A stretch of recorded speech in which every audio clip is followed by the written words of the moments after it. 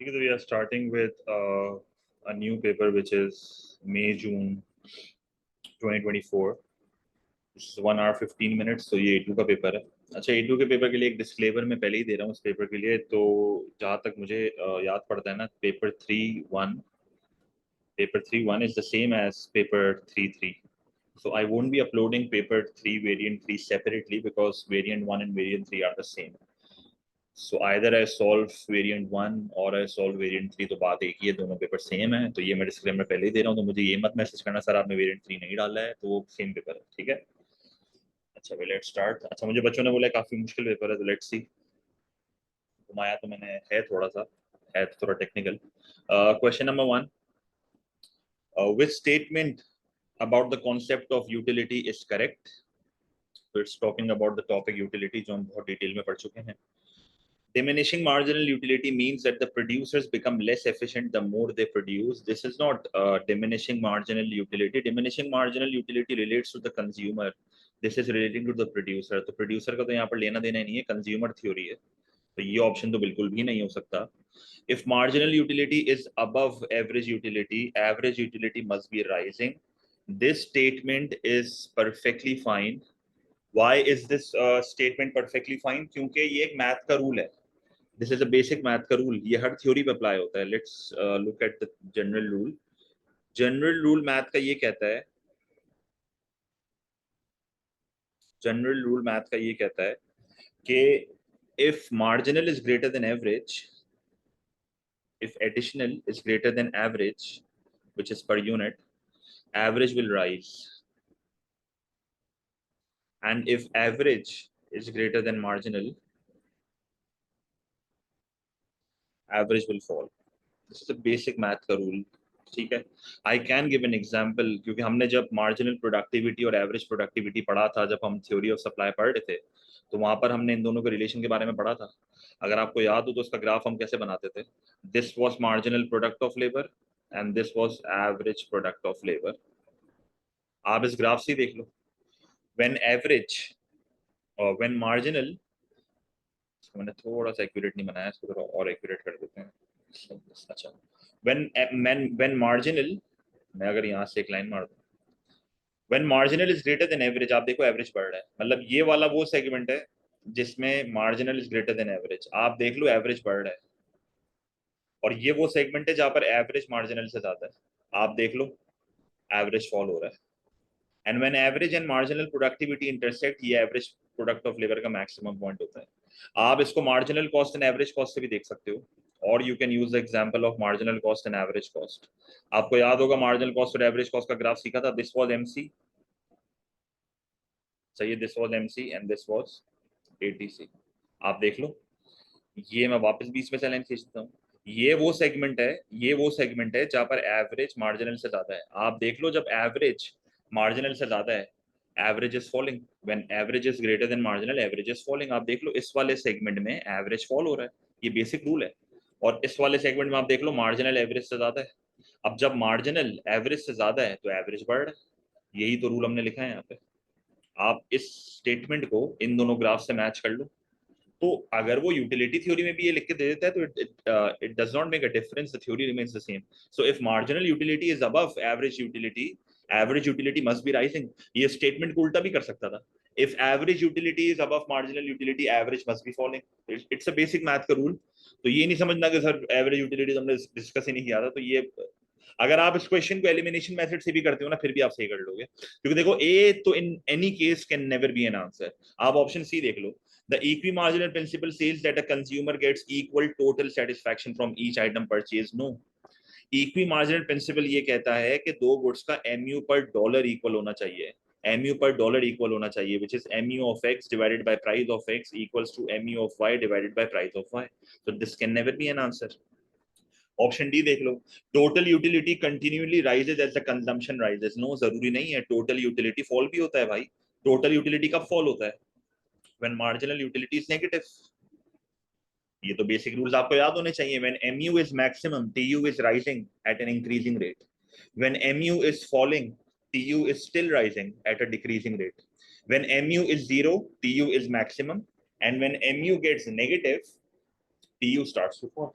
ठीक है, तो क्वेश्चन 1 का answer will be B. Question number 2, the diagram shows indifference curves I1 and I2 and a budget line T.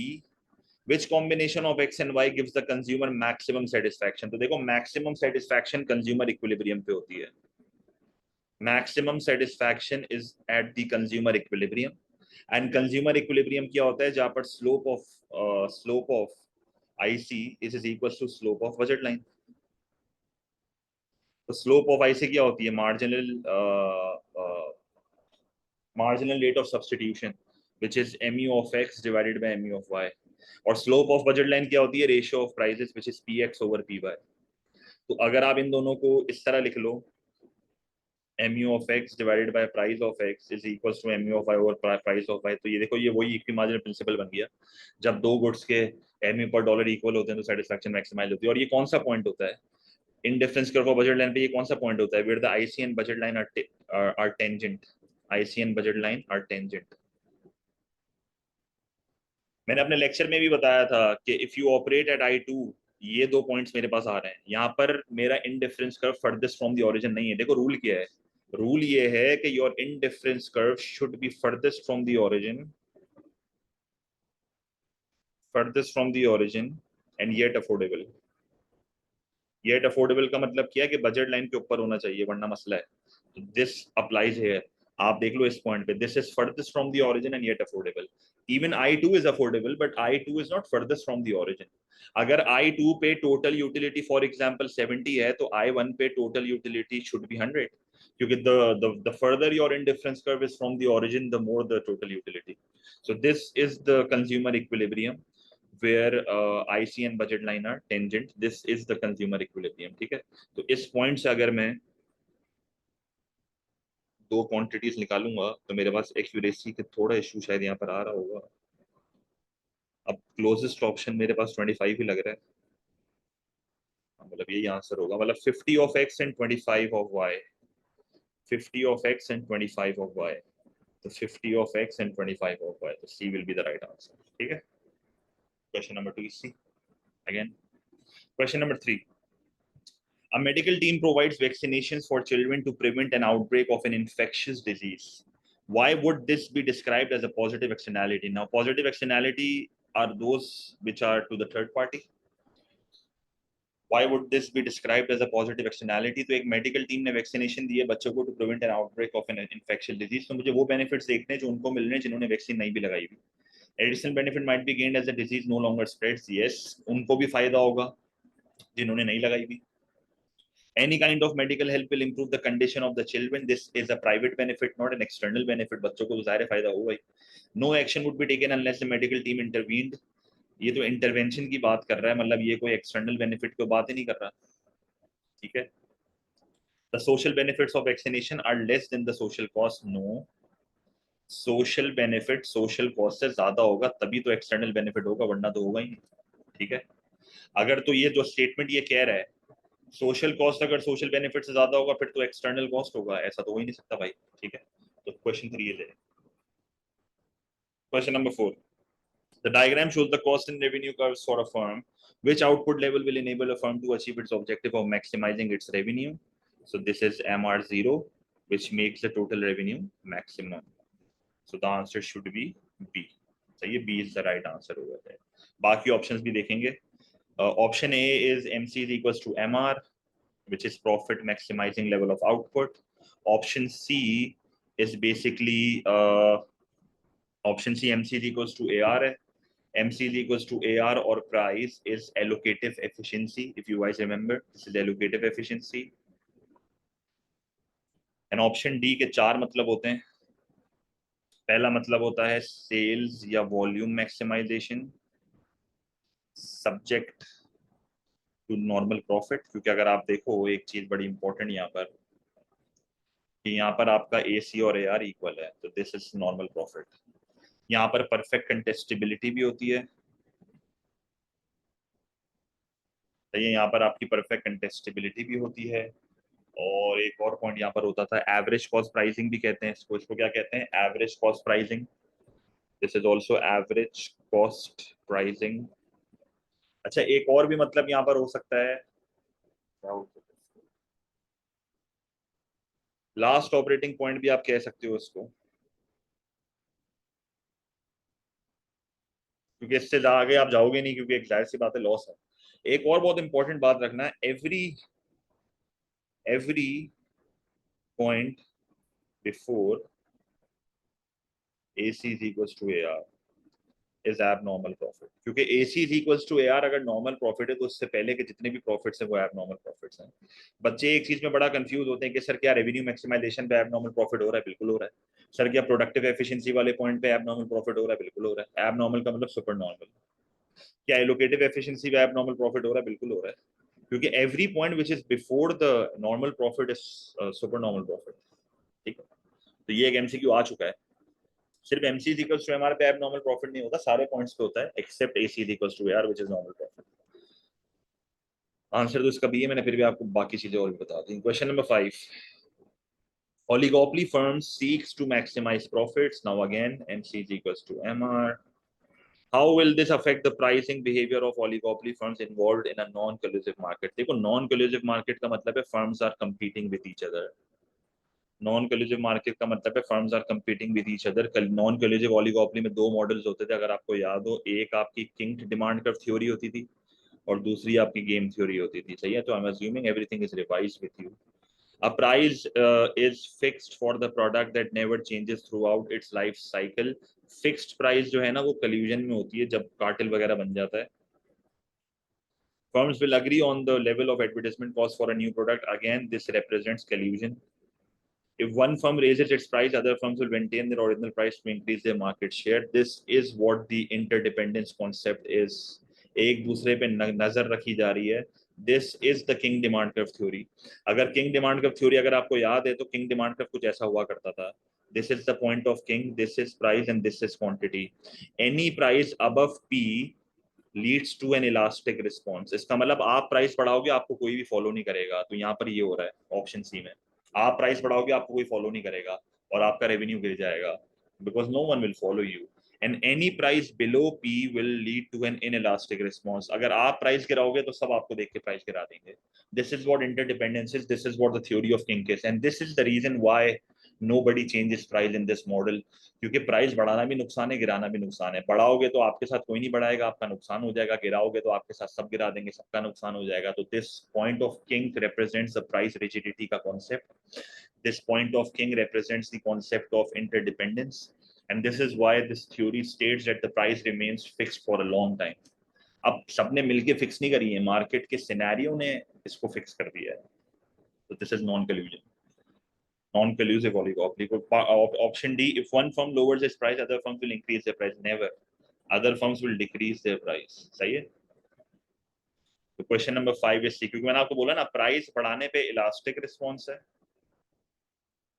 और price गिराने पे इनइलास्टिक रिस्पॉन्स है। तो दोनों केसेस में रेवेन्यू कम हो रहा है। प्राइस बढ़ाओगे इलास्टिक में रेवेन्यू कम होगा, इन इलास्टिक में प्राइस गिराओगे रेवेन्यू कम होगा, दोनों केसेस में रेवेन्यू कम हो रहा है। तो प्राइस चेंज करना यूजलेस है यहाँ पे किंग डिमांड की थ्योरी में। तो 5 is C, this is what price rigidity is. Question number 6, an economic activity definitely creates a net social benefit. Now net social benefit का मतलब होता है कि social benefit is greater than social cost. This is what net social benefit is. अगर ये कहता है ना net social cost, तो social cost is greater than social benefit. Now if there is net social benefit, this means that the good creates external benefits. When the value of social benefit minus, अब social benefit को किससे minus करोगे? Social cost से। तो private benefit का तो कोई लेना देना ही नहीं है यहाँ पे, क्योंकि सोशल बेनिफिट और सोशल कॉस्ट की बात यहाँ पर हो रही है। मतलब net social benefit is social benefit minus social cost, and the social benefit is greater than social cost. Net social cost का मतलब है कि सोशल कॉस्ट सोशल बेनिफिट से ज्यादा होगी। Social cost is positive, social cost is negative. तो देखो social cost negative तो नहीं हो सकती, मतलब this is a very weird wording मेरे हिसाब से। This is a very weird wording. SC is typically positive, मतलब आपकी जो सोशल कॉस्ट होती है वो टिपिकली पॉजिटिव ही होती है। अगर आप मैथमेटिकली भी देखो तो इसका पॉजिटिव होना जरूरी है, क्योंकि अगर आप सोशल बेनिफिट को सोशल कॉस्ट से माइनस करोगे तो सोशल कॉस्ट अगर पॉजिटिव होगा तभी तो ये दोनों माइनस होकर सही अमाउंट यहाँ पर बनेगी। अगर सोशल कॉस्ट नेगेटिव है तो ये सोशल बेनिफिट में, मतलब ये वेट वर्डिंग है, सोशल कॉस्ट नेगेटिव नहीं हो सकती। मतलब how can cost be negative? Positive ही होगी, आप पे कर रहे हो ना। नेगेटिव नहीं होनी चाहिए cost, cost should be positive. देखो it should be positive as long social benefit exceeds it, तभी आपका नेट सोशल बेनिफिट होगा। ले रहे चीज, यहाँ तक कोई सवाल?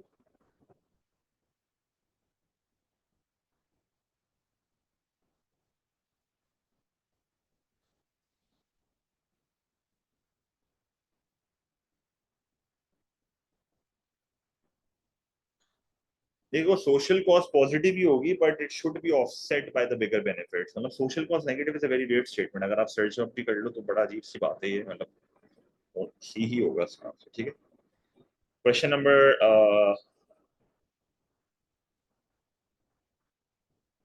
ऑप्शन ए भी इररिलेवेंट है ना बेटा, irrelevant. Question number 7, which assumption is essential for a market to be contestable? तो मार्केट contestable मार्केट की पूरा एक लेक्चर है जो मैंने आपको दिया था, तो you should be revising that as well. पर मैं आपको बता देता हूँ कि भाई क्या क्या assumption है contestable मार्केट की। सबसे पहली assumption यहाँ पर है लो और no sunk cost.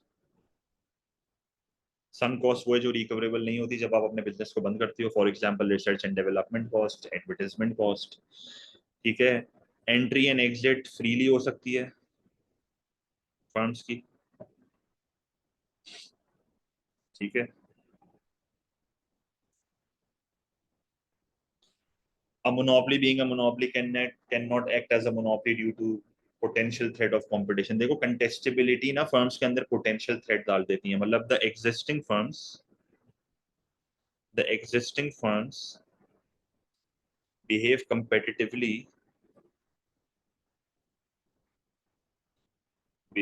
competitively because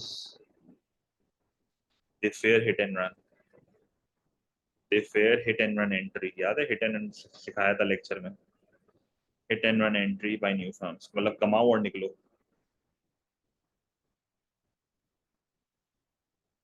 तो एक मोनोपोली भी मोनोपोली की तरह एक्ट नहीं करता जब उसको potential threat of competition, it is not the actual threat, it is the potential threat of competition.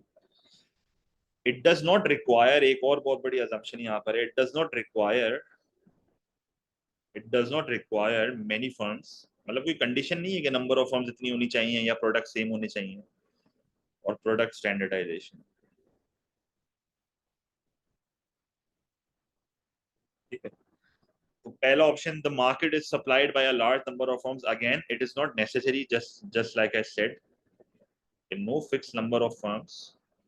Firms are free to enter and to leave the market, yes, क्योंकि जब ये होगा ना तभी फायदा है। मतलब पोटेंशियल कंपटीशन का जब खतरा होगा ना तभी मार्केट कंटेस्टेबल होगी, तभी आपकी जो एग्जिस्टिंग फर्म्स है वो इंसान की बच्ची बनेंगी। मतलब it keeps the existing firm disciplined.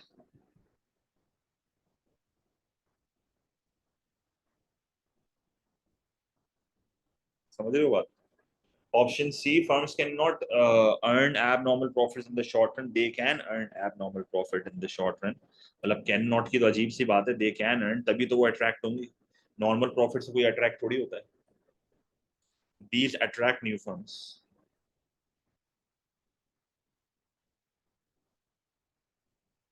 ठीक है। Firms produce differentiated goods, again it is not essential, it is not essential, it's more about the threat of entry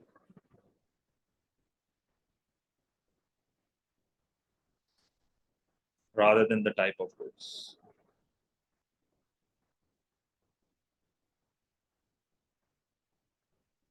rather than the type of goods। B answer होगा, ठीक है। Question number 8, a firm that raises capital through a share issue has to satisfy both the shareholders' expectations and the management aims. The management aims to produce at a non-profit maximum output. Non-profit maximum output. So they want to, देखो maximum output किस point पे होता है, जब average cost और average revenue equal होते हैं, which is normal profit, right. Last operating point जो होता है, भी हमने ऊपर वाले एमसीक्यू में देखा।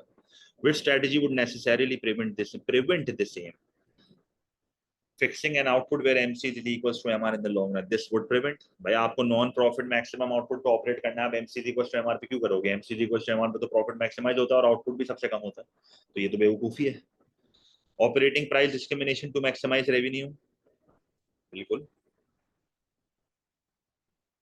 ये प्रिवेंट नहीं करेगा। मतलब if you are maximizing your revenue, it won't prevent, not necessarily, it it does not necessarily restricts output। मतलब MCD इक्वल्स टू MR में तो आउटपुट बहुत ही कम हो जाता है ना। Rewarding shareholders more than returns to innovation, not related to output. मतलब ये तो प्रॉफिट की बस शेयरिंग का बता रहे हैं, किस तरह प्रॉफिट बांटेंगे। It does not relate to output. Separating ownership and control of the firm, ये तो प्रिंसिपल एजेंट प्रॉब्लम है।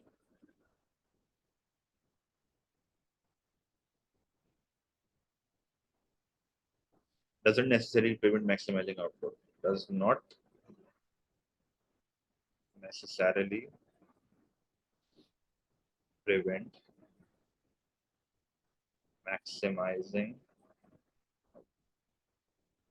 ठीक है, क्वेश्चन 8 इज है, जो कि बहुत ऑब्वियस था, फिर भी सारे ऑप्शन मैंने देख लिया आपके साथ। Question number 9, a major UK chemical firm was bought by its rival, a Dutch chemical firm।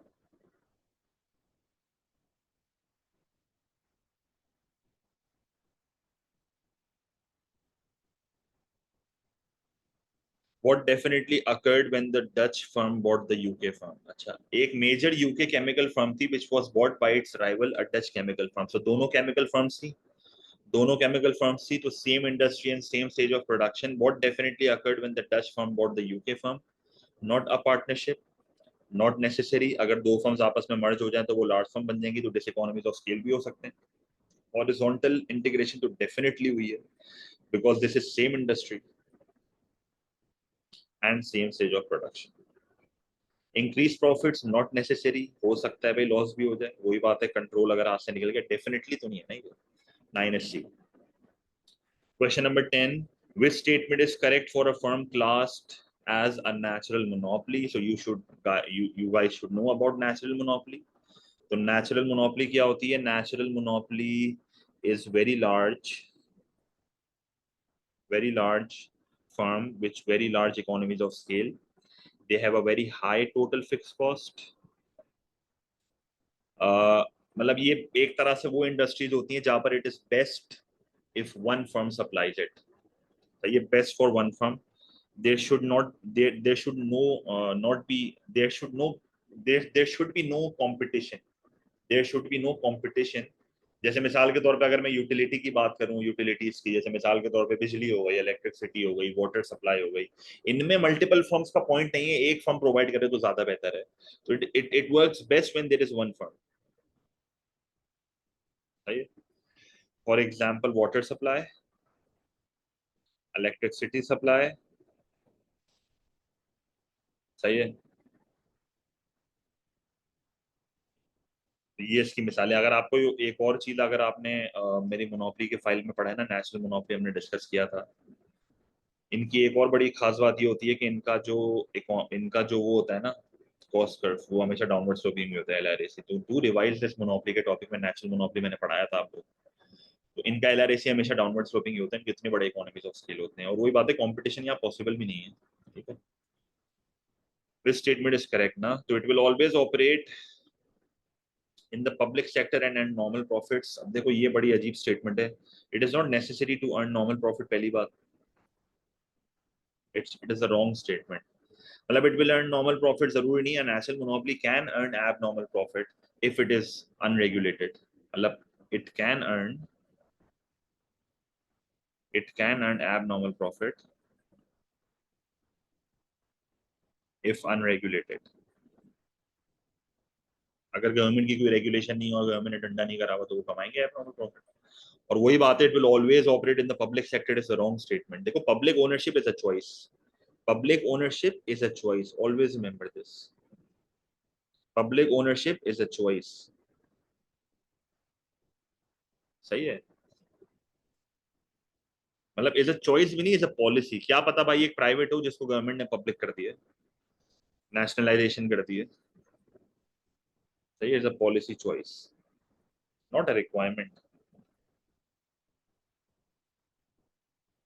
It is not a requirement for being a natural monopoly, for being a natural monopoly. ठीक है, can be private as well. क्या पता पहले private थी और government ने उसको nationalise कर दिया।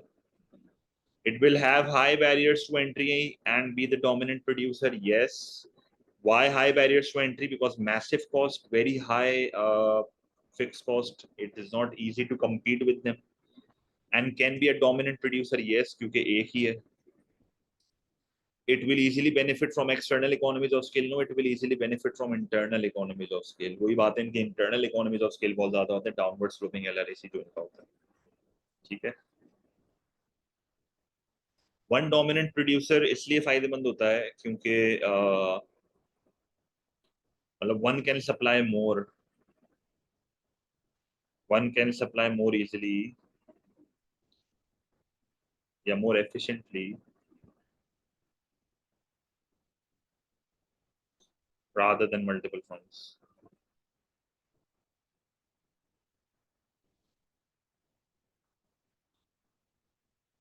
ठीक है, और लास्ट ऑप्शन में क्या कह रहा है? It will have higher average cost than a monopolistically compared from no it will have lower average cost. ठीक है, तो 10 का भी होगा answer. Question number 11, the government can use policies to try and reduce the environmental damage caused by the amount of rubbish created by firms and households. Which policy to reduce rubbish is most likely to lead to government failure? सही है, तो government जो है वो try कर रही है to minimise the environmental damage caused by the amount of rubbish created by firms and households. Which policy to reduce rubbish will lead to government failure? An incentive payment for firms to reduce the levels of rubbish. Government failure is basically when government intervention causes worse outcome. Government intervention causes worse outcome. ठीक है, और inefficiency. An incentive payment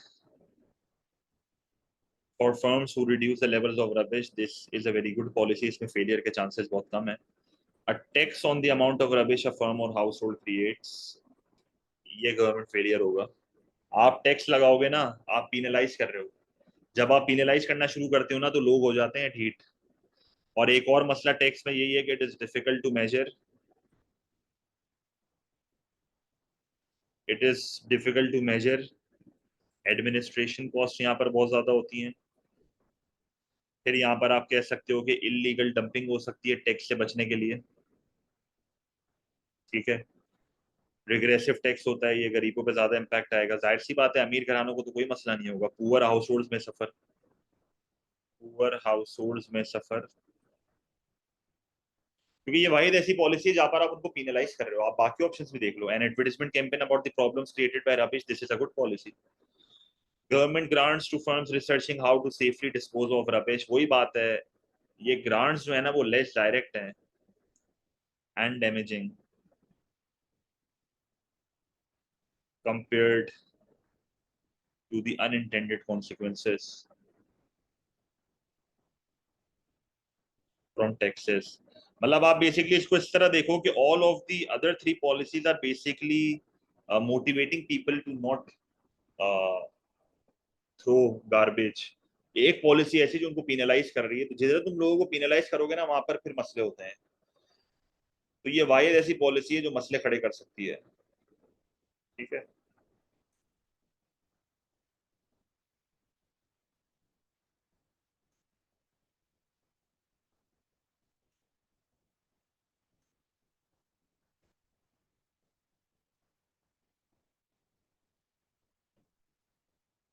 बाकी तीन options are encouraging a positive behaviour, और एक policy ऐसी है where you penalise negative behaviour. So this is most likely lead to government failure.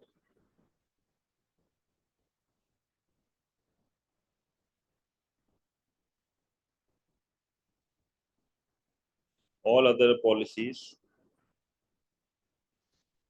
are encouraging positive behavior. ठीक है. Question number 12.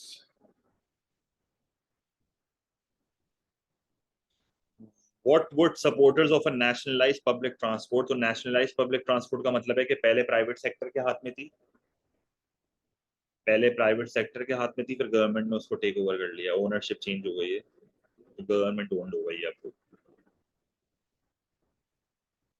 सही है. What would supporters of a nationalized public transport service expect to be the most likely outcome from the privatization of train and bus services? तो privatization का मतलब है कि अब ओनरशिप किसके पास आ चुकी है? Private sector. ठीक है. तो पब्लिक ट्रांसपोर्ट को जो सपोर्ट करते हैं, गवर्नमेंट पब्लिक ट्रांसपोर्ट को, वो हमेशा एक ही आर्गुमेंट रखेंगे कि यार अगर ये प्राइवेट ट्रांसपोर्ट, अगर ये प्राइवेट सेक्टर के हाथ में आ गया ना पब्लिक ट्रांसपोर्ट, तो सबसे पहला मसला ये होगा कि fewer destination serve by train and buses. क्योंकि आपको शायद पता होगा पब्लिक ट्रांसपोर्ट जो गवर्नमेंट ओन्ड होती है, they do a cross subsidization. I discussed this in my class, which is cross subsidization. Cross subsidization का क्या मतलब होता है? देखो, कुछ राउट्स ऐसे होते हैं जहां पर लॉस होता है. Let's talk about the train company. देखो, जो नेशनल ट्रेन सर्विस होती है उसमें कुछ एरियाज ऐसे होते हैं जहां पर इतने लोग ट्रेवल नहीं करते, तो एक पूरी ट्रेन जा रही है जिसमें सिर्फ 4 लोग जा रहे हैं. अब एक प्राइवेट सेक्टर ऐसी डेस्टिनेशन कभी रन नहीं करेगा, वो क्रॉस सब्सिडाइजेशन नहीं करेगा. पब्लिक सेक्टर क्रॉस सब्सिडाइजेशन करता है. वो कहता है चलो ठीक है यार, यहाँ भी ट्रेन को भेजना ही पड़ेगा ना, क्योंकि 4 लोग तो जा रहे हैं. ठीक है. तो वो क्या करते हैं कि यहाँ से जो लॉस हो रहा होता है वो दूसरे जो प्रॉफिटेबल डेस्टिनेशन होती हैं उनसे कवर कर लेते हैं. तो ये normally private sector cross subsidisation बहुत कम ही करते हैं. So you do not expect private sector to have an objective of social welfare and send the train to destinations where not many people are traveling and which is a loss making route. सही है. Lower fears तो देखो benefit है, ये तो अच्छी बात है. More frequent services to all destinations, no, a private sector will never do this. More people employed in the public transport services, no, unemployment होगी भाई, क्योंकि वो जाहिर सी बात है कॉस्ट कटिंग करते हैं. सही है. लेस राउट्स होंगे एंड हायर फेयर्स होंगे. ये तो खैर ये करेंगे भी नहीं, पॉजिटिव तो बात नहीं है, करेंगे भी नहीं. प्राइवेट सेक्टर का तो देखो, प्राइवेट सेक्टर का objective MC is equals to MR, बहुत फर्क है. इनका ऑब्जेक्टिव होता है एमसी इज इक्वल्स टू, यार यहीं से तुम्हें समझ आ जाना चाहिए सारी कहानी. एक का ऑब्जेक्टिव एलोकेटिव एफिशिएंसी, एक का ऑब्जेक्टिव प्रॉफिट मैक्सिमाइजेशन है. तो हमें यहाँ पर प्राइवेट सेक्टर की बुराई ढूंढनी थी कि एक नेशनलाइज पब्लिक ट्रांसपोर्ट का सपोर्टर प्राइवेटाइजेशन का मना कर रहा है और इस बेसिस पे मना कर रहा है. तो 12 का आंसर इज ए. ठीक है. Question number 13. What will cause a household to be caught in the poverty trap? So what is a poverty trap? ये मैंने पहले भी इसके एक दो एमसीक्यू कराए थे, बच्चे काफी कंफ्यूज हो रहे थे, तो मैं आपको वापस बता रहा हूँ कि poverty trap is a scenario where there is no incentive to work or earn more. सही है. मैं आपके लिए डेफिनेशंस भी लिख देता हूँ. Where there is no, when there is no, sorry, when दिमाग नहीं चल रहा आज, when there is no incentive to work or earn more,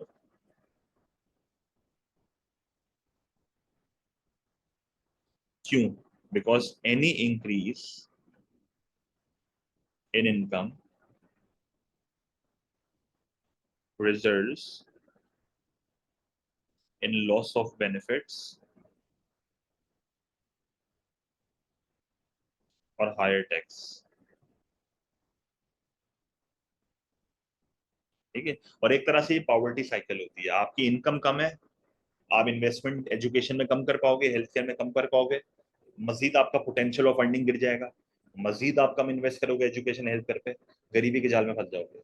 पर असल पॉवर्टी ट्रैप का मतलब है कि ये एक ऐसा ट्रैप है जिससे आप कभी भी बाहर नहीं आ सक रहे. क्यों नहीं आ सक रहे?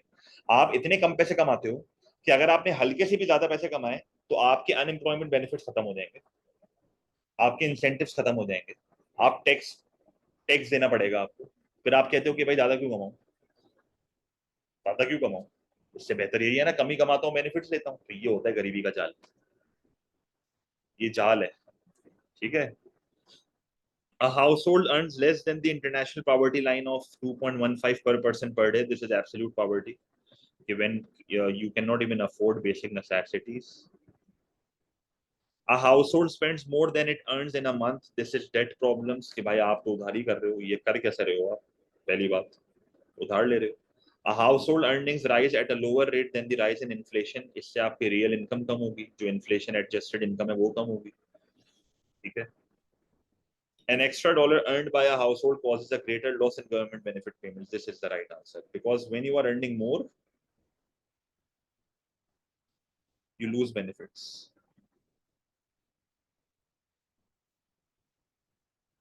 You lose benefits.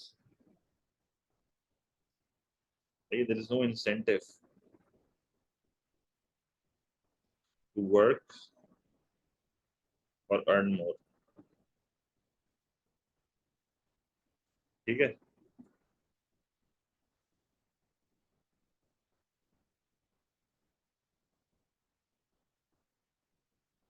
ये बेसिकली कब होता है? जब एक कंट्री का एमआरटी बहुत ज्यादा होता है. High MRT, marginal rate of taxation, क्या होता है कि अपनी एडिशनल इनकम का कितना एडिशनल टैक्स आप दे रहे हो, which is change in tax paid divided by change in income. Extra work barely improves net income. मैंने आपको इसकी एक रीजन भी दी थी. आप किसी ने मुझसे पूछा था sir what is the reason for poverty trap. तो रीजन सबसे बड़ी यही है कि when your income adjusted with taxes is lesser than the unemployment benefits. तो अगर आपको अनएम्प्लॉयमेंट बेनिफिट ज्यादा मिलने तो आप क्यों काम करोगे? ये ट्रैप होता है. और वही बात है, फिर अगर आप थोड़ा बहुत एक्स्ट्रा काम कर भी लेते हो ना, तो फिर आपको हायर टैक्स देना पड़ता है, जिसकी वजह से आप वर्ड्स ऑफ ही हो जाते हो. तो इससे बेहतर है ज्यादा कमाई क्यों. ये ट्रैप है. इस ट्रैप से फिर बाहर ही नहीं आते लोग कभी. 13 का answer is D. Question number 14. What will cause an outward shift in the demand for labor curve? So demand for labor curve is shifting to the right. A decrease in the top rate of income tax. अगर आप income tax कम करोगे, लोगों की disposable income बढ़ेगी, तो इससे supply of labor बढ़ेगा, because people will be more motivated to work now. This is the supply side policy. An increase in the demand for the final product, yes, because labor demand is a derived demand. जब final product की demand बढ़ेगी तो आपकी भी उसके labor की भी demand बढ़ जाएगी. जब number of economic students बढ़ेंगे तो मेरी demand बढ़ेगी. Obviously my demand is derived by the number of students. So again, labor demand is derived demand. It is derived from the demand for the final product. An increase in subsidies to firms. आप firms को subsidies दोगे तो इससे again it is not directly linked with the demand for labor basically. और यहाँ पर बच्चा बोलेगा सर सब्सिडी दोगे तो उनकी कॉस्ट कम होगी, वो अपनी सप्लाई बढ़ाएंगे तो वो लेबर की डिमांड बढ़ाएंगे. इस तरह नहीं होता. क्या पता वो मशीन की डिमांड बढ़ा ले भाई. डायरेक्टली लिंक तो नहीं है ना. An increase in the size of the working population, again this will increase the supply of labor. So 14 का answer will be B. Question number 15. The diagram shows what happens when the employees of a profit maximizing monopolist, which is MCL, is equals to MRPL. Employer form a trade union and successfully negotiate a wage of OWT. तो currently वो लोग operate कर रहे होंगे MCL is equals to MRP पे, जो कि ये वाला point है. तो this will be the employment. और वेज ये लोग ये वाली देंगे जो एवरेज कॉस्ट ऑफ लेबर से निकलती है, क्योंकि average cost of labour is equals to wage. तो ये लोग वेज ये वाली दे रहे होंगे. So this is the current wage, this is the initial wage. Bargain वो लोग कौन सी वेज कर रहे हैं? WT. तो WT अगर बार्गेन कर रहे हैं तो this is the new ways. तो फिर एम्प्लॉयमेंट नई वाली ये वाली होगी. सही है. This is the bargained wage. तो वेज मेरी बढ़ रही है W1 से W2, और एम्प्लॉयमेंट मेरी बढ़ रही है Q1 से Q3. What is the effect on the new wage rate on employment? तो न्यू वेज रेट एम्प्लॉयमेंट को Q1 से Q3 लेके जा रही है. तो इट फॉल्स तो बिल्कुल भी नहीं हो रहा. It rises from OQ1 to OQ3. ठीक है. फिर असूलन तो ट्रेड यूनियन की कोशिश यही होती है कि ये वाली वेज नेगोशिएट कर लें, क्योंकि अगर आपको याद हो ये वो पॉइंट होता है जो परफेक्टली कंपैरेटिव लेबर मार्केट में होता है.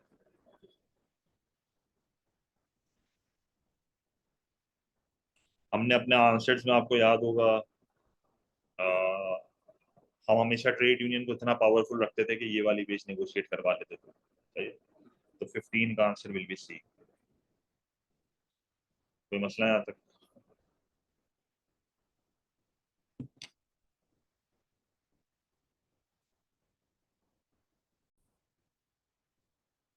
ठीक है. तो moving on, question number 16. A world financial crisis was partly linked to the actions of commercial banks. Now, you should know the functions of commercial and central banks. Commercial banks are those banks which are private sector. These are high street banks uh, with the aim of profit maximization.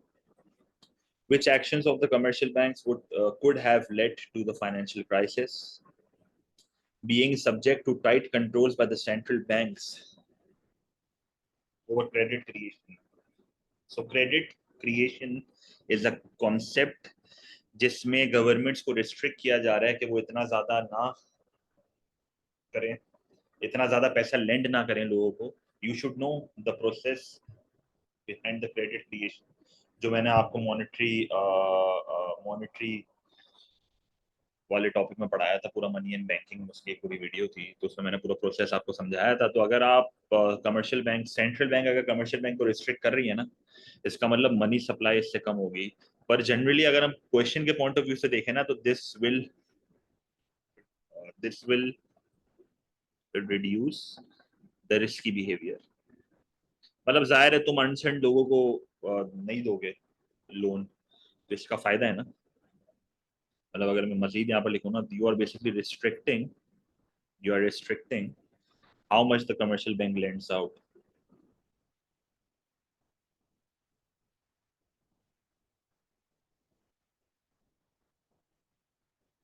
This will not create a financial crisis. ठीक है. Holding reserves above the reserve ratio agreed with the central bank. Now, minimum reserve ratio is the minimum amount of money which the commercial bank should hold. जैसे अगर मैं ₹1,00,000 का deposit करता हूँ किसी commercial bank में और मिनिमम रिजर्व रेशियो 10% है, इसका मतलब 10,000 कमर्शियल बैंक को बैंक में रखना है, मेरा सारा ₹1,00,000 वो आप किसी को लोन नहीं दे सकते. This is what happens in the creation of credit, right. So the banks are holding more than the reserve ratio, क्योंकि मिनिमम रिजर्व रेशियो 10% है ना. अगर एक बैंक 25% होल्ड कर रही है तो वो बहुत ज्यादा वो है, रिस्क अवर्स है. वो कह रही है हमें रिस्क लेना, ठीक है, हमें ज्यादा पैसा रखना है अपने पास. तो जितना ज्यादा मिनिमम रिजर्व रेशियो होगा उतनी कम मिनिमम मनी सप्लाई होती है, क्योंकि उतना कम तुम लोगों को लोन आउट करोगे पैसा. जैसे अगर मेरे ₹1,00,000 का तुम 10% रख रहे हो तो इसका मतलब तुम 90,000 लोन आउट कर रहे हो. पर अगर मेरे ₹1,00,000 का 25% तुम रख रहे हो, उसका मतलब तुम 75,000 लोन आउट कर रहे हो. तो लोन्स कम क्रिएट हो रहे हैं तो क्रेडिट क्रिएशन भी कम होगी, मनी सप्लाई कम हो जाएगी. This will also reduce the risky behaviour. ठीक है. एक और तरीका बैंक के पास ये भी होता है, बैंक सिंपली, मतलब ऑप्शन ए और बी में बेसिकली ये हो रहा है, दोनों में यही हो रहा है. You are restricting how much the commercial bank lends out, this will not create a financial crisis. ठीक है. ऑप्शन ए और बी में एक और तरीका भी ये है कि one more way to stop this risky behaviour by the commercial bank is to increase the interest rate. आप इंटरेस्ट रेट बढ़ा दोगे ना, लोग लोन लेने नहीं आएंगे आपसे. इससे भी फाइनेंशियल क्राइसिस कम होते हैं.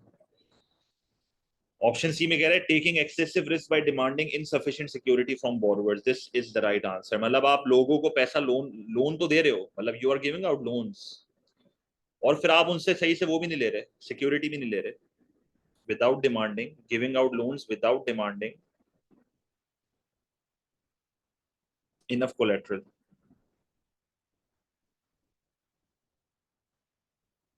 तो there is a high default risk. कोई ऐरा गैरा बंदा भी आपसे इतना ज्यादा लोन ले जाएगा, आपको सिक्योरिटी तो मांग ही नहीं रहे. This will lead to high default rates, and this is what financial crisis is. This will create a financial crisis. It crashes the financial market, the financial system. And this is what happened in 2007 and 8 का financial crisis. 2007-8 में financial crisis आया था, उसके बारे में research करना, यही हुआ था उसमें. रियल स्टेट का था, पता नहीं किसका था, याद नहीं है सही. हुआ बेसिकली यही था, उसमें आपने लैंड आउट कर दिए थे. Widening the gap in favour of a bank assets over liability. अगर एक बैंक के एसेट लायबिलिटीज आते हैं, this will make the bank more solvent. मतलब ये तो, इससे तो कमर्शियल बैंक और ज्यादा सेफ प्ले कर रही है. This can never be a cause of crisis. सही है. Question number 16 is C. Question number 17. What is most likely to result from a decrease in the natural rate of unemployment? What is more likely to result?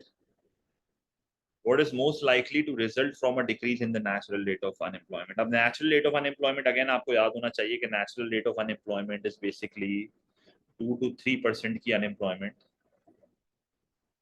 ये full employment भी exist करती है। मतलब natural rate of unemployment का मतलब है there is no cyclical unemployment, the economy is perfectly healthy. बस frictional unemployment exist करती है, स्ट्रक्चरल अनएम्प्लॉयमेंट एग्जिस्ट करती है, सीजनल अनएम्प्लॉयमेंट एग्जिस्ट करती है, और वॉलंटरी अनएम्प्लॉयमेंट एग्जिस्ट करती है। ये सारी अनएम्प्लॉयमेंट एग्जिस्ट करती हैं, ठीक है। और इसको कम करने का सिर्फ एक ही तरीका है, supply side policy.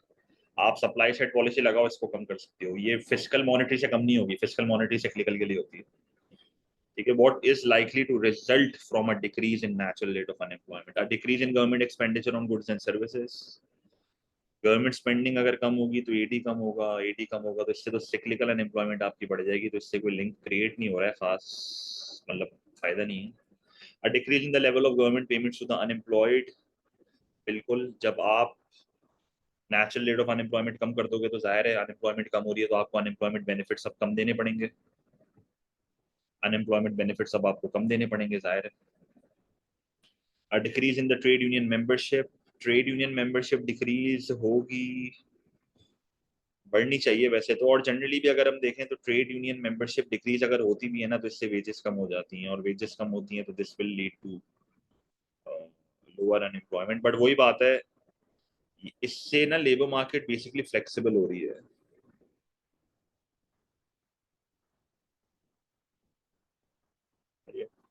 but it is very but it is very complex and indirect, not as direct as option B. It depends on how powerful it was before and how it was impacting the market. और unemployment कम होने से trade union membership normally वैसे बढ़ती है, सही है। A decrease in interest rate, interest rate क्यों कम होगा? इंटरेस्ट रेट अगर कम हो भी जाएगा तो इससे एडी बढ़ेगा, इससे सिक्लिकल अनएम्प्लॉयमेंट कम होगी। अगेन कोई लिंक बन नहीं रहा है यहाँ पे, और सिक्लिकल अनएम्प्लॉयमेंट अगेन कोई लिंक बन नहीं रहा है वैसे, नॉट पार्ट ऑफ नेचुरल। 17 का बी होगा वैसे, बड़ा स्ट्रेट फॉरवर्ड आंसर है इसका। Question number 18, the table gives the percentage rates of youth unemployment and total unemployment in France and the UK in 2001 and 2005। France और यूके का data दिया हुआ है। अब फ्रांस में यूथ अनएम्प्लॉयमेंट बढ़ रही है बहुत ज्यादा से, टोटल अनएम्प्लॉयमेंट भी ज्यादा से बढ़ रही है। यूके में यूथ अनएम्प्लॉयमेंट बहुत कम से बढ़ रही है, और टोटल अनएम्प्लॉयमेंट फॉल हो रही है अगर आप परसेंटेजेस देखो। What can be concluded from the table?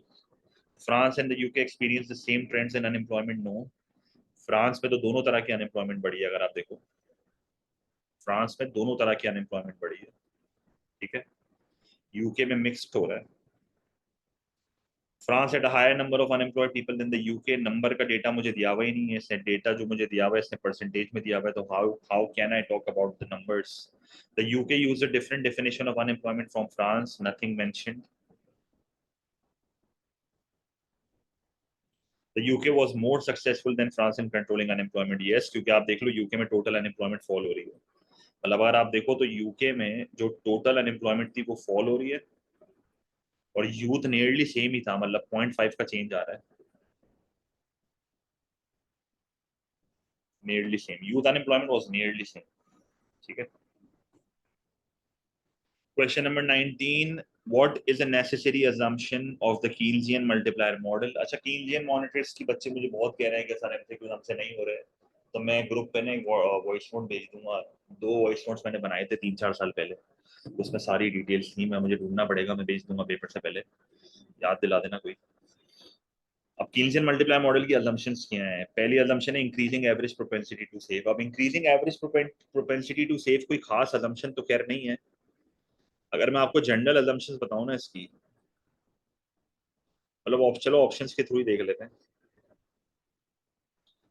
Increasing average propensity to save can be an answer, पर फिर भी बाकी ऑप्शंस देख लेते हैं। फ्लेक्सिबल कॉस्ट एंड प्राइसेस, ये मॉनिटर्स ने कहा था, ये कीनजियन ने कभी भी नहीं बोला था। मैंने आपको flexibility of wages and price पढ़ाया था, ये मॉनिटर्स ने कहा था। कीनजियन तो उल्टा ये कहते हैं, कीनजियन तो उल्टा ये कहते हैं कि cost and prices are sticky downwards,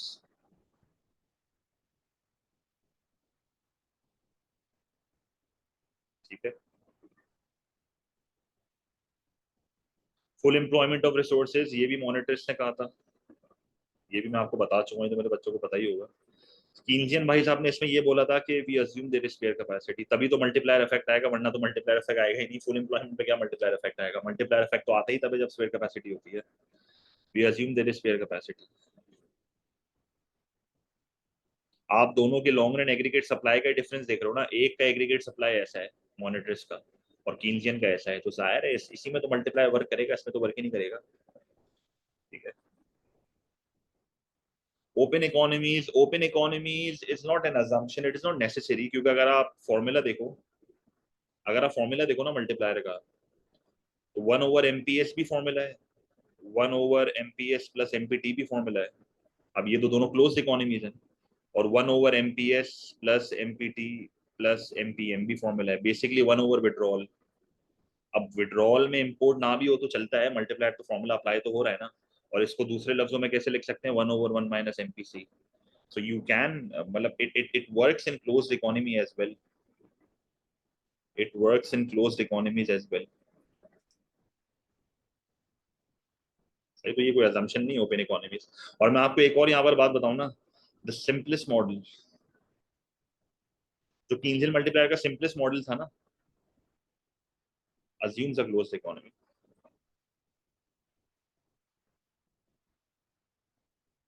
सही है। to maximize the effect, क्योंकि जो आपका इंपोर्ट और एक्सपोर्ट होता है ना, एम और एक्स, वो रिड्यूस करता है आपका बहुत ज्यादा मल्टीप्लायर को,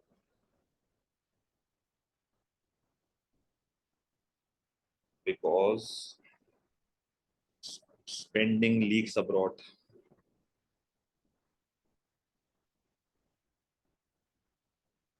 ठीक है, तो इसका आंसर फिर ए ही होगा। अब ए क्यों आंसर है, मैं आपको इसकी रीजन, वैसे ऑप्शन ए भी इतना कोई अच्छा नहीं है, पर ऑप्शन ए एक अच्छी बात ये कर रहा है कि यार कीन्जियन की ना एक बहुत बड़ी अजम्पशन थी, कि people do not save all there income, people must spend. अगर लोग स्पेंड नहीं करेंगे तो मल्टीप्लायर कभी नहीं होगा। सही है, तो पीपल विल नॉट सेव,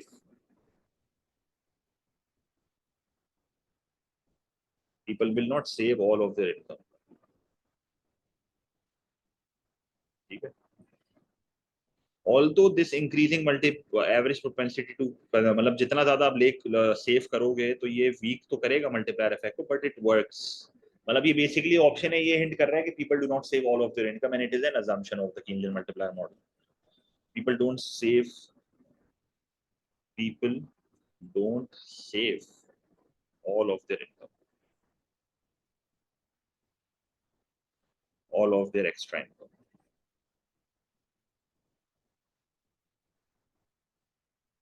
ठीक है, मतलब MPC, MPC is always greater than zero. ठीक है, मतलब they must consume, they must consume some part, otherwise there will be no multiplier।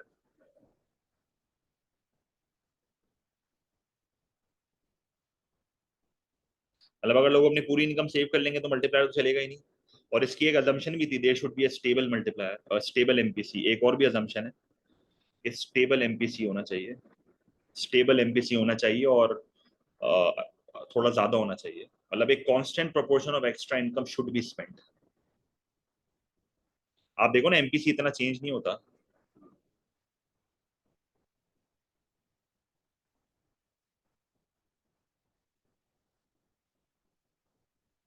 ठीक है, constant proportion of extra income spent. सही है, मैंने बहुत ज्यादा लिख दिया, किचपिच हो गई, पर मैंने यही अजम्पशन था। ठीक है, इनकम सेव नहीं होनी चाहिए, cost and prices are sticky downwards, we assume that there is spare capacity, simplest model closed economy में काम करता है। बाकी तीन अजम्पशन, बात देखो, ऑप्शन बी और सी तो मॉनेटरिस्ट ने बोला था, option D is not N assumption, option A is also not an assumption, पर ए इससे लिंक कर रहा है कि people do not save all of their income, so this is the right answer.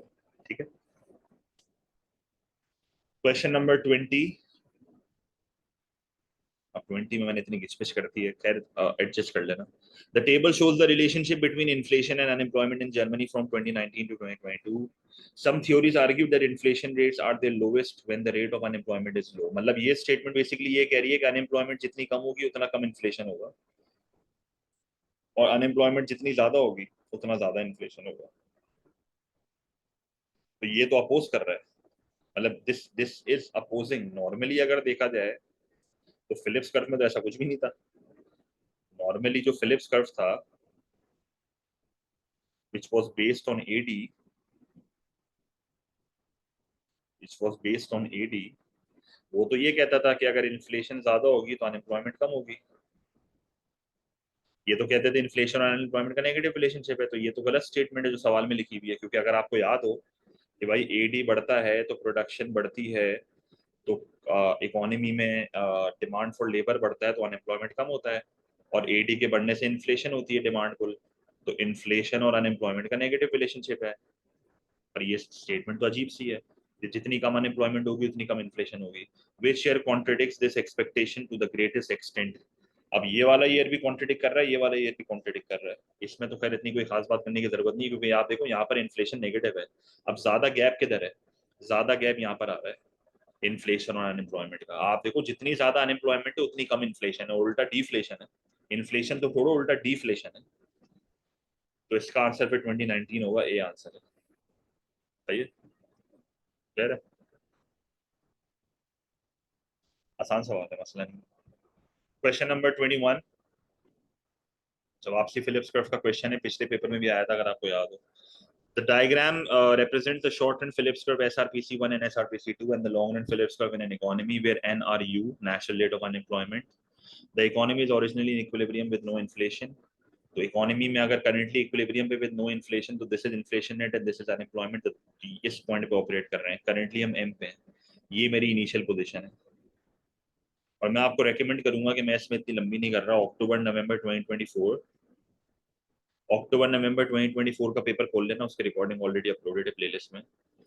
Paper 3 variant 1 MCQ number 22, ये जाके देख लेना, मैंने पूरा रिवाइज करा दिया था उसमें। या तो फिलिप्स कर्व का लेक्चर देख लो, उससे और अच्छी बात है। सही है। तो बेसिकली क्या होता है, if the government introduces a fiscal stimulus to reduce unemployment, अगर वो गवर्नमेंट स्पेंडिंग बढ़ाते हैं और टैक्स को कम करते हैं और एडी को बढ़ा देते हैं। Monitors predict that there will be a series of movements before long run equilibrium is restored. Which set of movements illustrate this prediction? बिल्कुल, जब आप इनिशियली एग्रीगेट डिमांड को बढ़ाओगे ना तो इकोनॉमी में अनएम्प्लॉयमेंट कम होगी, पर आईईडी के बढ़ने से इन्फ्लेशन भी आ जाएगी। तो आप एम से मूव करते हुए जो है ना वो के पे आओगे। ठीक है, एम से मूव करते हुए के पे आओगे। जब आप के पे आओगे ना तो लोगों को ये रियलाइज होगा कि यार हमारी रियल इनकम तो कम हो गई है, तो वो अपने एम्प्लॉयर से जाके अपनी वेज बढ़ाने की बात करेंगे, एम्प्लॉयर इनको काम से निकाल देगा। तो जब काम से निकाल देगा तो इन्फ्लेशन तो अब P1 हो चुकी है, इन्फ्लेशन एक्सपेक्टेशंस अब एडजस्ट हो चुकी हैं, और मैं एल पे आ जाऊंगा। मैं जैसे ही एल पे आ जाऊंगा मेरे एक और एसआरपीसी बन जाएगा, एसआरपीसी 2। तो M2K to L, D is the right answer. Again, I'm saying you should be watching this MCQ to revise this concept, and you should be watching the lecture, which is more better. Depend करता है आपको क्या करना है। 21D, क्योंकि वो वाला सवाल भी बहुत सिमिलर था इससे। ये expected augmented Phillips curve है, yes, 21 is D. Question number 22. An economy has a sudden increase in inflation caused by a large rise in energy prices. So again वही बात है, cost बढ़ रही है। It also enters a recession with rising unemployment. बिल्कुल जाहिर है, cost बढ़ेगी तो शॉर्ट रन एग्रीगेट सप्लाई कम होगा, तो कॉस्ट पुश इन्फ्लेशन आएगी ना। कॉस्ट पुश इन्फ्लेशन में तो यही होता है, स्टैगफ्लेशन हो जाती है अगर आपको याद हो। प्राइस भी बढ़ती है, रियल जीडीपी भी कम होता है, बैंड बच जाती है इकोनॉमी की। A decrease in which policy variable is most likely to reduce the impact of this recession? Real GDP जो कम हो रही है without increasing the price level further. Direct taxation को कम करोगे ना तो डिस्पोजेबल इनकम बढ़ जाएगी, डिस्पोजेबल इनकम डिक्रीज हो रहा है, डिस्पोजेबल इनकम बढ़ेगी तो एडी बढ़ेगा, इससे तो डिमांड पुल इन्फ्लेशन आ जाएगी। तो इसने बोला प्राइस फर्दर नहीं बढ़नी चाहिए, तो ये आंसर नहीं हो सकता। सप्लाई साइड पॉलिसी काम करेगी यहाँ पे। गवर्नमेंट स्पेंडिंग नहीं, आप गवर्नमेंट स्पेंडिंग को कम करोगे इससे एडी कम हो जाएगा, इससे वही बात है, मोर रिसेशन हो जाएगा। अब प्राइस तो नहीं बढ़ रही है पर रिसेशन उल्टा बढ़ रहा है, तो ये भी नहीं हो सकता। इनडायरेक्ट टैक्सेशन को कम करोगे, ये सबसे बेहतरीन काम करेगी, क्योंकि इससे कॉस्ट कम होगी, कॉस्ट कम होगी तो शॉर्ट टर्म एग्रीगेट सप्लाई बढ़ेगा, शॉर्ट टर्म एग्रीगेट सप्लाई बढ़ेगा तो प्राइस भी कम होगी, रियल जीडीपी भी बढ़ेगा।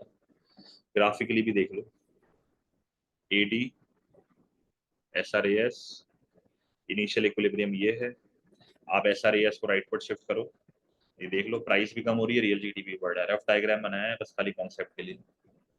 इंटरेस्ट रेट को कम करोगे तो इससे तो और बैंड बच जाएगी, वही बात है, कंजम्पशन बढ़ेगी, इन्वेस्टमेंट बढ़ेगी, डिमांड पुल इन्फ्लेशन आ जाएगा, क्योंकि डिमांड साइड पॉलिसी है। वही बात है, प्राइजेस को फर्दर नहीं बढ़ाना है, ये मसला है यहाँ पे, वरना तो ये पॉलिसी भी काम कर जाए। 22 का सी होगा, supply side policy is the best solution. Question number 23, what is not a threat to globalization? So globalization is basically free trade. Globalization is trade without barriers. Globalization is free movement of capital and labor.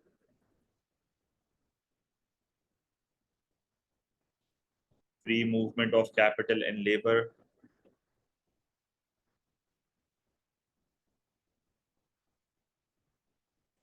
सही है, integration of economies globally.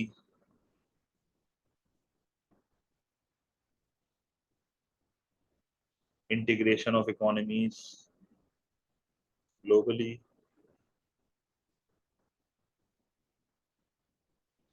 Not a threat. A rising fear of losing jobs to immigrant workers. Uh, this is a threat. This is a threat क्योंकि ये anti immigration policy है, ये तो globalisation को support ही नहीं कर रही है। ग्लोबलाइजेशन में तो आप एनकरेज करते हो लोग आपके मुल्क में, ये जो ट्रम्प कर रहा है अभी यूएस में। Rising political tensions among major economies of the world, this is a threat to globalisation. जो टैरिफ वाली कहानी हो रही है, टैरिफ वाली कहानी नहीं हो रही यूएस चाइना की, it is a threat to globalisation. Stronger trade unions in industries producing substitutes of imports, this is a threat because you are encouraging to save jobs.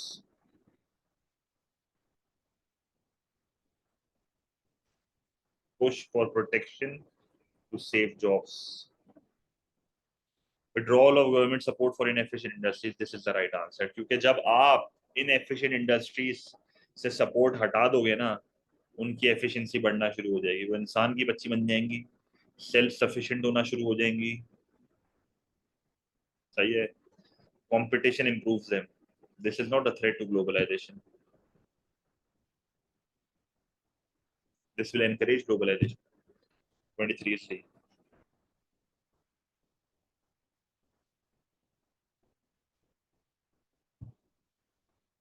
Question number 24.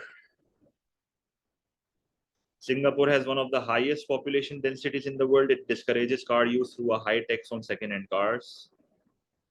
Which additional policy would help to relieve road congestion in the short run? Limiting the total number of car licenses issued. Yes, जितने कम licence लोगे उतने कम लोग गाड़ी चलाएंगे, गाड़ियों का use कम करना है ना, तभी तो ट्रैफिक कम होगी।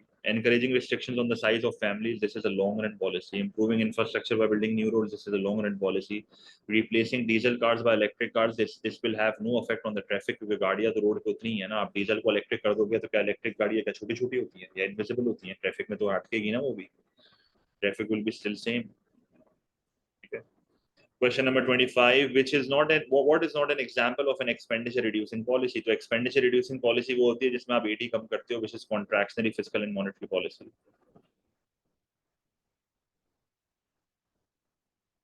ठीक है। Decrease in government spending, this is contractionary fiscal. Depreciation is not, depreciation is an expenditure switching policy. Switching policy में tariff आता है, devaluation आता है, quota आता है, tariff आता है. An increase in direct taxes, this is again a fiscal policy. An increase in interest rates, this is again a monetary policy. ठीक है। 25 is B. B is switching. What does the J curve? Question number 26. What does the J curve effect show? तो J curve effect क्या show करता था, अगर आपको याद हो अच्छे से? J curve basically ये show करता था, this is balance of trade या current account, मतलब current account का part होता है BOT. This is time. This is positive. This is negative. जब आप currency को initially गिराते हो तो deficit बढ़ता है due to inelastic demand for exports and imports. और विद टाइम जो है जब इलास्टिक डिमांड हो जाती है लॉन्ग रन में तो आपका डेफिसिट कम होना शुरू हो जाता है। This is what J curve is. ठीक है। तो A to B is short run where the demand for exports and imports is inelastic, and B to C is long run where the demand for exports and imports is elastic. A successful currency depreciation requires the sum of the import and export elasticities of demand to be greater than 1.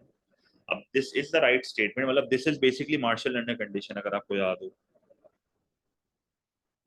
this is Marshall Lerner condition।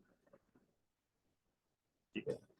क्या कहता था Marshall Lerner condition, कि PED of X plus PED of M should be greater than 1, combined ना, combined, combined बहुत important word है, सही कह रहा है बिल्कुल, requires the sum, the combined elasticity should be greater than 1। जैसे फॉर एग्जांपल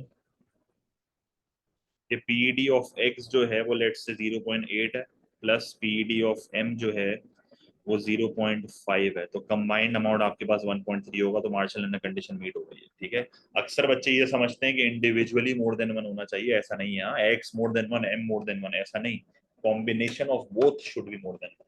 ठीक है, this is the right statement, but this is not an explanation of the J curve, this is just a Marshall and condition, this can never be an answer. After a currency devaluation, जब आप अपनी currency को गिराते हो, the current account is likely to get worse, बिल्कुल, in the short run before it get better in the long run. Yes, B is the right answer, this is what the J curve is, this is what the J curve is. In the short run, the demand for imports and exports tends to be price elastic. No, in the short run, the demand is inelastic. The value of the terms of trade will affect the success of a currency's devaluation. This is the right statement, but this is not the definition of the J curve. This is the right statement, but this is not the definition of J curve. This is not what the J curve shows. TOT does affect the terms of trade, the export and import prices does affect the balance of trade. But ये statement ये नहीं explain कर रही कि balance J curve क्या होता है, but not the point of J curve. ठीक है, but doesn't explain the J curve.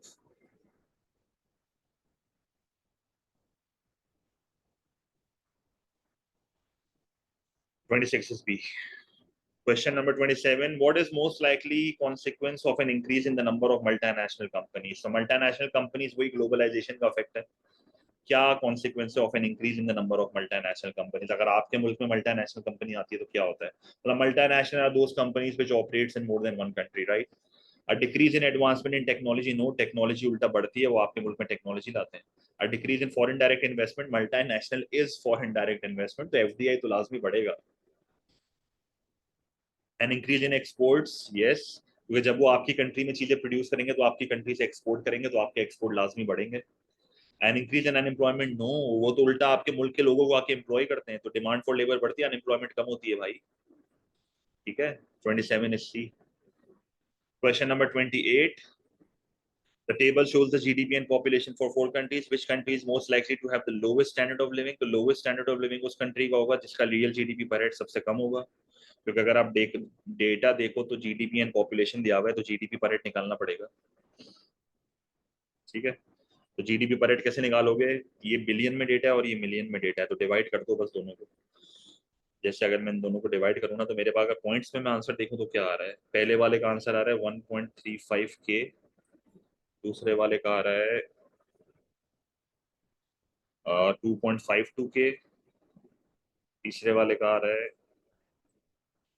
2.12 के, चौथे वाले का 467.438, 10.67 के। मतलब इसको अगर मैं डॉलर अमाउंट्स में लिखूँ ना, मतलब इस तरह होगा, ये 1347 होगा, 1345 होना चाहिए वैसे तो, ये होगा 2524, ये होगा 2116, और ये होगा 1066। वो मैंने कन्वर्ट कर दिया उसको, तो सबसे लोवेस्ट तो खैर इन्हीं का आ रहा है, तो आंसर तो ये होगा। ठीक है, मतलब basically you have divided GDP with the population. ठीक है, question number 29. What will increase the size of a country's optimum population? तो optimum population क्या होती है? Ideal number of people, ideal number of people with the available resources. इसके MCQs बहुत आ रहे हैं रिसेंट पेपर्स में, तो आपको पता होनी चाहिए ऑप्टिमम पॉपुलेशन क्या होती है। मतलब बेसिकली ऑप्टिमम पॉपुलेशन का मतलब है जो जीडीपी पर head is the highest, GDP पर हेड इज द हाईएस्ट, या output per head is the maximum. ठीक है, arise in the birth rate, देखो बर्थ रेट से पॉपुलेशन बढ़ जाएगी, ऑप्टिमम पॉपुलेशन नहीं बढ़ेगी, सिर्फ पॉपुलेशन बढ़ेगी, मतलब ओवर पॉपुलेशन का खतरा है यहाँ पर। रिसोर्सेज थोड़ी बढ़ रही है, रिसोर्सेज भी तो बढ़नी चाहिए। A lowering of the age of retirement, अगर रिटायरमेंट एज कम होगी ना तो इससे लेबर फोर्स बढ़ेगी। मतलब बंदा अब थोड़ा, नहीं, lowering of the retirement age, इससे लेबर फोर्स उल्टा कम होगी क्योंकि जल्दी लोग रिटायर हो रहे हैं। But again there is no link with output per head, क्योंकि पॉपुलेशन की भी बात नहीं हो रही, रिसोर्सेज की भी बात नहीं हो रही। A rise in the stock of capital available in the country, C is the right answer क्योंकि more resources हैं। सही है। Basically larger population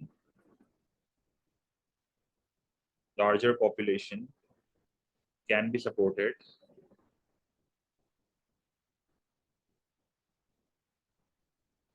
or you can handle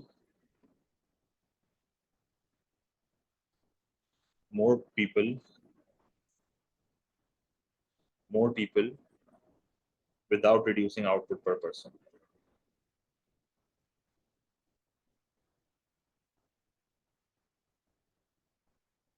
तो कुल मिला के आपके मुल्क की ना रिसोर्सेज बढ़ रही हैं, तो इससे आपका ऑप्टिमम पॉपुलेशन, मतलब you can manage a more people with the given resources, this won't reduce your output per person.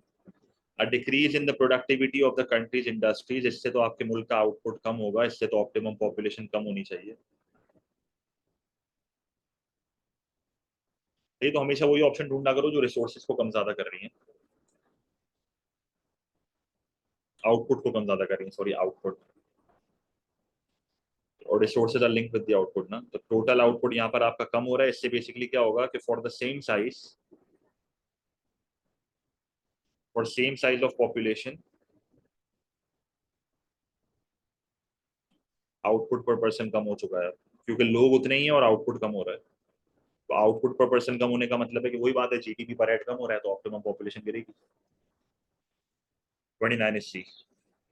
ठीक है। Question number 30, the table shows the values of the Gini coefficient for some countries in a given year. तो वही बात है, Gini coefficient is a measure of inequality. अगर GC zero है there is perfect equality, Lorenz curve से लिंक करता है ये, do revise the topic.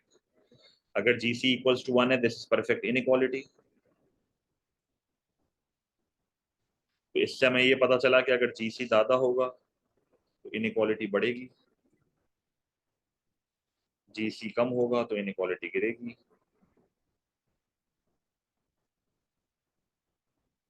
Using the information which statement is correct, सबसे ज्यादा जीसी नमीबिया का है, नमीबिया में सबसे ज्यादा इनइक्वालिटी है। अब ये 0 से 1 नहीं है, 0 से 100 है, तो बात एक ही है यहाँ। मतलब ये 100 भी हो सकता है, कोई मसला नहीं है। Income is distributed more equally in Denmark than France, Denmark का जीसी कम है, फ्रांस का ज्यादा है। तो सही बोल रहा है, ये इनकम ज्यादा इक्वली डेनमार्क में हो रही है क्योंकि डेनमार्क का जीसी लोअर है और इसका जीसी हायर है। जितना कम है उतनी इनइक्वालिटी कम होगी। Income is distributed more equally in Namibia than Zambia, बिल्कुल गलत। नमीबिया का जीसी सबसे हाईएस्ट है, हाईएस्ट इनइक्वालिटी नमीबिया में। Income per capita is higher than Zambia than Namibia, नहीं इसका कोई डेटा नहीं है, इनकम पर हेड का डेटा ही नहीं दिया हुआ है हमें। There are proportionally more people below the poverty line in Zambia than France. Again वही बात है, no data. We don't have the data for this. ठीक है, तो 30 का आंसर ये होगा। इस पेपर में 24 आउट ऑफ 30 पे है, हालांकि ये पेपर काफी टेक्निकल था, 24 पे है, बहुत खतरनाक थ्रेशोल्ड है। 21 आउट ऑफ 30 पे बी है, 19 आउट ऑफ 30 पे सी है, 16 आउट ऑफ 30 पे डी है और 14 आउट ऑफ 30 पे ई है। So you do practice more papers. A2 is never easy. MCQs में 1 घंटा 15 मिनट किसी वजह से दिए गए।